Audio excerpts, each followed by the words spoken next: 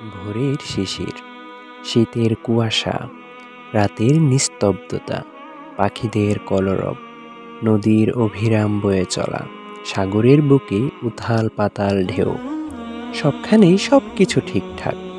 কেবল আমাদের জীবনের কোথাও যেন এক নীরব ছন্দপতন। সেখানে সুর, তাল আর লয়ের কোনো হিসেব মিলছে না। প্রতিদিন একটা একঘেয়েমি চক্রে কেটে যাচ্ছে জীবনের প্রতিটি মুহূর্ত। মাঝে মাঝে হাপিত্যেশ লাগে, এভাবে একটা জীবন চলতে পারে? কি পাওয়ার বদলে কি হারাচ্ছি জীবন থেকে?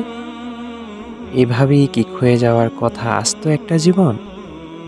প্রশ্নগুলো অনেকের, কিন্তু উত্তরগুলো যেন কোথাও বিন্যস্ত করা নেই।